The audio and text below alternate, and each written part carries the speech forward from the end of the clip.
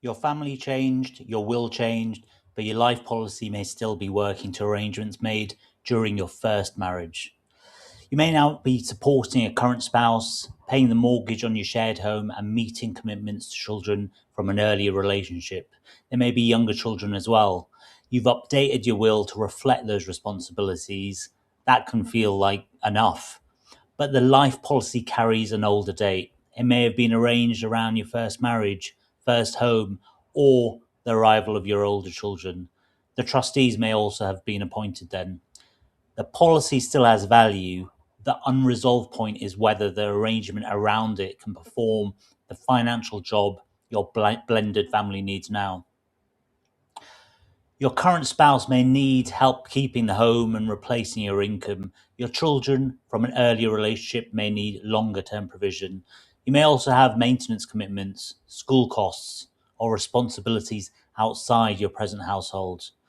The policy might need to meet one of those needs or several, but support my family is no longer precise enough. Go back to why the cover was arranged.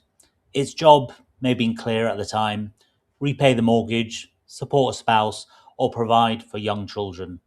Trustees were chosen within that family setting, and the paperwork reflected those priorities.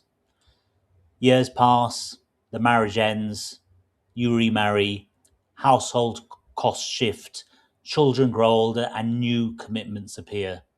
The policy remains in force, premiums continue, and the amount of cover may still look substantial. But value alone doesn't tell you whether the arrangement works. Timing matters too. Your current spouse may need money quickly for housing and monthly bills. Provision for children may need to be held or applied differently. One policy can meet several needs, but its terms must allow that to happen. Money could be available under the policy while your current spouse still has no certainty about timely support for the home and day to day costs. This isn't an abstract beneficiary question, it's about housing, income, and the responsibilities you're already carrying. I've sat in planning meetings where the hardest point wasn't the policy value, it was whether the people appointed to make decisions still understood the responsibilities across both households. A will governs your estate, a life policy held in trust can follow its own trust terms, trustee powers, and beneficiary provisions. An expression of wishes carries only the weight that particular arrangement gives it. Ownership comes first. If you own the policy personally, the position may differ from one where the rights have been transferred to trustees. The policy schedule and trust paperwork should show how it was arranged. Where trustees hold the policy under a trust, the proceeds may be dealt with under those arrangements rather than through your estate. Your later will may have no direct role in how that money is applied. That doesn't tell you who'll receive it, it tells you where the answer has to come from. The trust wording sets the boundaries. It may define who can benefit, give the trustees discretion, or place binding limits on what they can do. The trustees have a different role. They're expected to manage the policy and exercise the powers given by the trust. If they're appointed during your first marriage, establish who's still serving, whether their appointments remain effective, and whether they understand your responsibilities now. A trustee appointment isn't the same as a beneficiary provision. Replacing a trustee doesn't by itself change who can benefit. An expression of wishes does another job.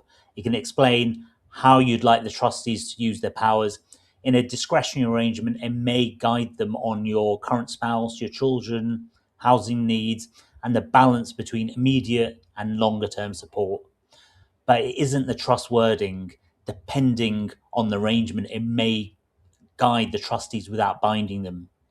Changing an expression of wishes, replacing trustees, and changing the legal terms aren't interchangeable. Each affects a different part of the arrangement. Divorce and marriage don't produce one universal outcome. The result depends on the policy ownership, trust wording, beneficiary provision, trustee appointments, and the status of any recorded wishes. A standard beneficiary form won't always resolve this. If a trust already exists, The insurer's forms may not alter it as you expect. What can safely be changed depends on the existing policy, and trust papers and specialist advice may be needed. Return to the protection job. Write a short, specific instruction for your planning discussion. Provide enough immediate support for your current spouse to maintain the shared home while preserving appropriate provision for children across both households. That statement doesn't change the policy, it makes clear what that arrangement needs to achieve. Place the real financial commitments beneath it: the mortgage or rent, the income your household relies on, commitments to children, how long support may be needed, and whether part of the money should be retained rather than paid outright.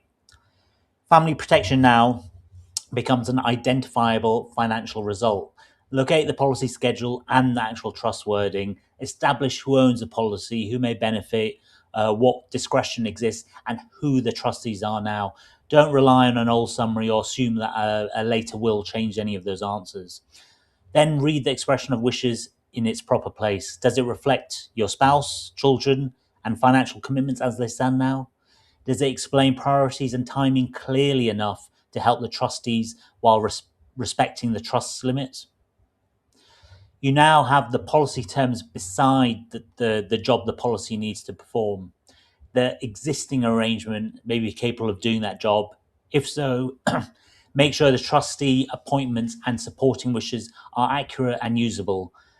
The exercise may instead expose ambiguity, outdated appointments, or trust terms that don't safely accommodate the intended result.